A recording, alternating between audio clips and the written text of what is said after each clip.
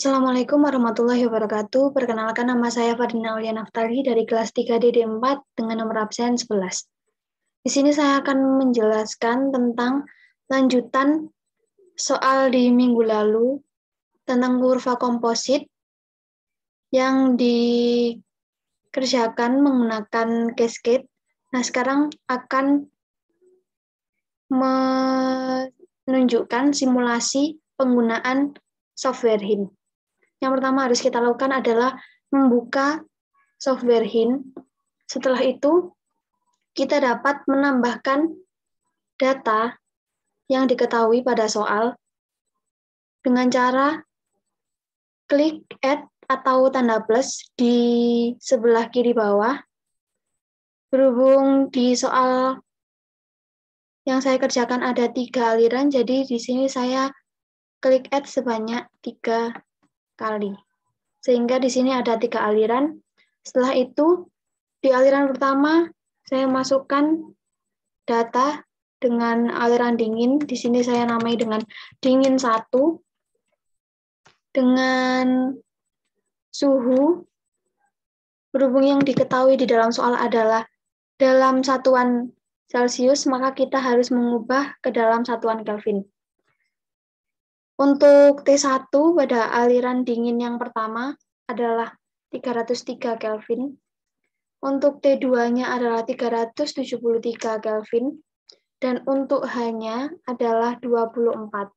Nah, di sini untuk data MCP-nya setelah H ini kita enter, maka MCP akan terisi dengan secara otomatis. Lalu untuk yang kedua ada aliran panas. Di sini saya namai alirannya dengan panas 1. Setelah itu untuk panas 1, T1-nya adalah 432 Kelvin, T2-nya adalah 303 Kelvin, dan H-nya adalah 82. Setelah itu, yang terakhir ada aliran dingin. Di sini saya namai dengan aliran dingin 2, dengan T1 sebesar 333 Kelvin, T2-nya sebesar 393 Kelvin, dan H-nya sebesar 48. Setelah didapatkan data seperti ini, maka kita dapat menuju ke diagram, lalu pilih format, setelah itu centang semua yang belum tercentang. Setelah itu, setelah muncul seperti ini, kita akan beralih ke stream. Sebelum kita beralih ke stream, kita dapat melihat kurva komposit pada bagian fitur ini.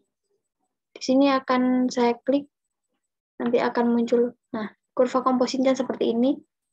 Lalu kita akan beralih ke diagram kembali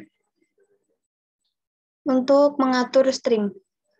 Yang pertama dilakukan adalah klik fitur stream, setelah itu ke visibility. Nah, setelah itu ke visible match.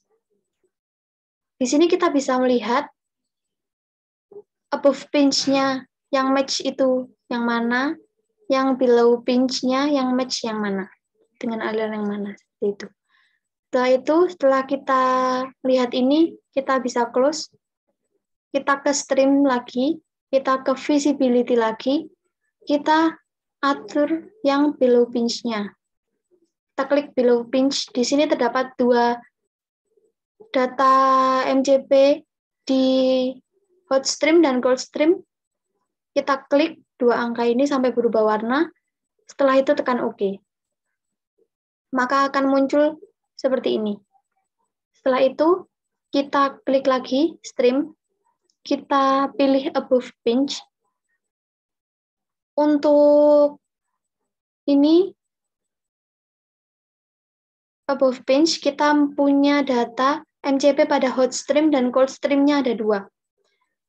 Kita klik sesuai visibility yang match tadi, hot stream-nya yang ini dan cold stream-nya untuk yang nomor 3. Setelah itu klik OK. Setelah itu akan muncul seperti ini.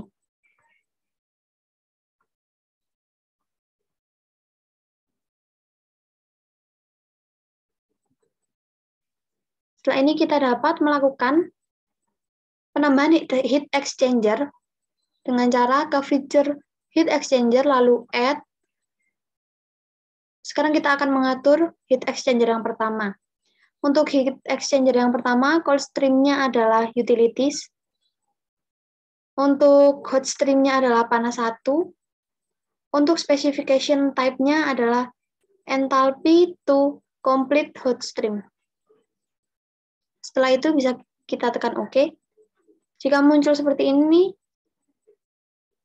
klik correct. Setelah itu muncul seperti ini lagi, bisa kalian close. Nah, ini kita bisa rapikan seperti ini. Setelah itu kita akan menambahkan heat exchanger lagi. Karena ada aliran yang belum berwarna ungu. Kita akan menambahkan heat exchanger yang kedua, yaitu dengan cold stream-nya dingin 2, yang hot stream-nya panas 1, untuk specification type-nya user supply temperature. Setelah itu diklik OK.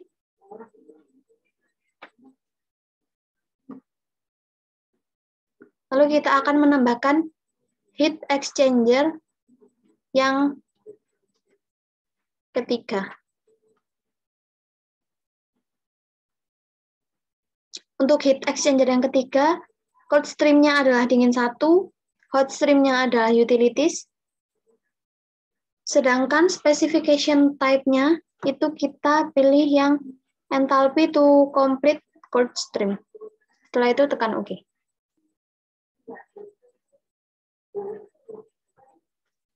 Nah, di sini heat exchanger kita yang keempat tadi hilang. Jadi kita bisa mengulangi langkah yang klik feature stream, setelah itu ke visibility, setelah itu kita pilih yang below pinch. Kita klik lagi 2 angka ini, setelah itu akan muncul seperti ini.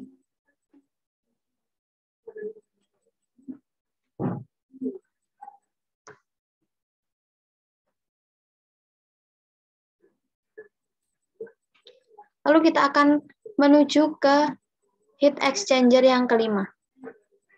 Untuk heat exchanger yang kelima, untuk cold stream-nya kita pilih yang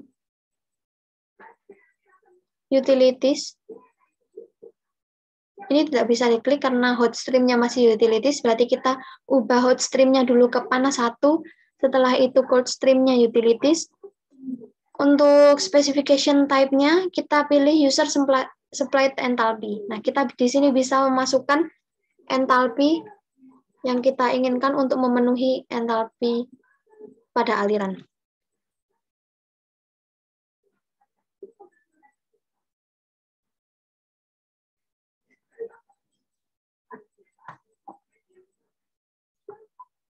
Seperti ini.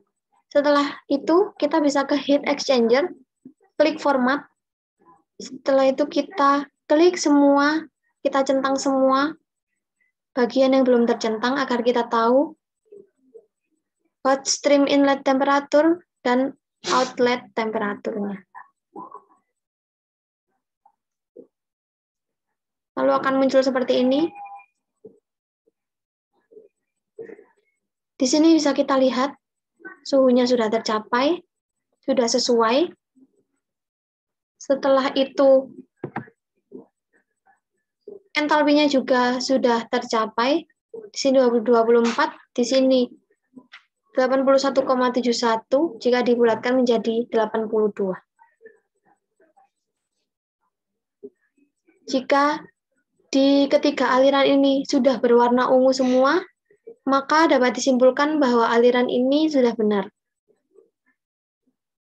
Jika ada salah satu yang belum berwarna ungu, maka bisa dicek lagi ke datanya, mungkin ada yang salah, atau heat exchanger-nya atau stream-nya yang salah, seperti itu. Sekian penjelasan dari saya. Semoga ini bisa membantu. Terima kasih atas perhatiannya. Assalamualaikum warahmatullahi wabarakatuh.